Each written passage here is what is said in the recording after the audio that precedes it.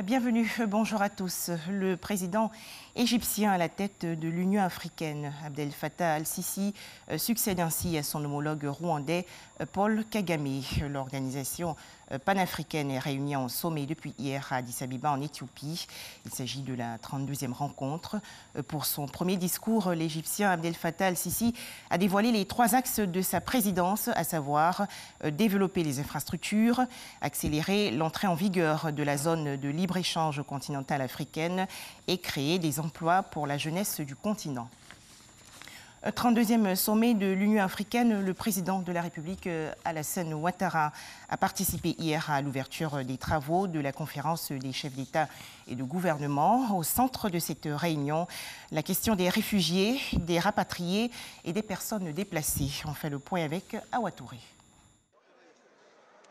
Vers des solutions durables aux déplacements forcés en Afrique.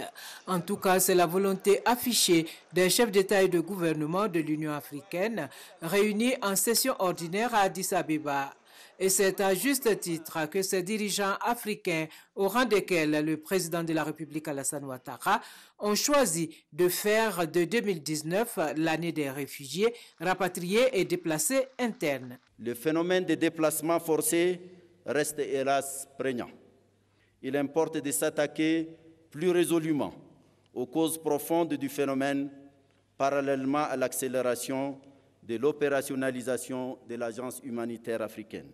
L'occasion aussi de faire le point sur les projets tels que la zone de libre-échange qui a enregistré des avancées notables, le marché unique pour le transport aérien, le protocole sur la libre circulation des personnes et le passeport africain, sans oublier la réforme institutionnelle de l'Union africaine, un projet porté depuis 2 ans par le président rwandais Paul Kagame, président en exercice sortant de l'organisation continentale. Les progrès que nous avons réalisés reflètent à la fois l'engagement des dirigeants africains et les aspirations des citoyens et des peuples africains.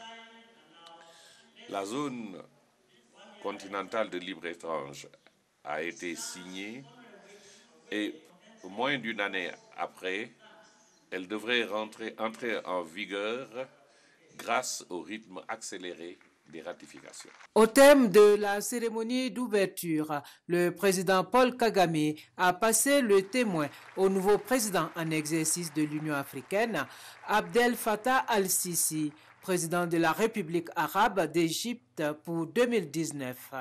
2019 pour l'Union africaine, il faut le signaler, est aussi une année riche en symboles. Le 19 février, c'est le 100e anniversaire du premier congrès panafricain qui a débouché sur la création de l'Organisation de l'Unité africaine. Et dans quelques mois, c'est la célébration du 20e anniversaire de la déclaration de Sirte qui a jeté les bases du passage de l'Organisation de l'Unité africaine à l'Union africaine.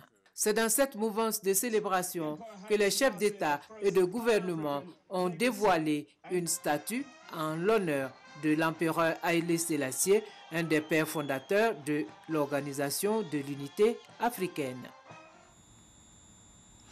En Côte d'Ivoire, il faut professionnaliser les métiers de l'auto-école. L'Union nationale des auto-écoles réfléchit donc sur la formation des candidats au permis de conduire par l'utilisation des technologies de l'information et de la communication. Rencontre initiée par le ministère des Transports. La présidentielle du 24 février prochain au Sénégal, il reste moins de 2 semaines de campagne électorale. Et pour voter, les électeurs devront se munir de leur carte d'identité biométrique qui font office de carte d'électeur. Toutefois, un problème se pose. Environ 250 000 cartes n'ont pas été retirées selon le ministère de l'Intérieur. Le document est pourtant indispensable pour participer au vote. Cette situation inquiète énormément la société civile. C'est officiel, le président algérien Abdelaziz Bouteflika, 81 ans, a annoncé sa candidature à la télévision d'État. Abdelaziz Bouteflika est au pouvoir en Égypte depuis 1999. À noter que ce sera son 5e mandat.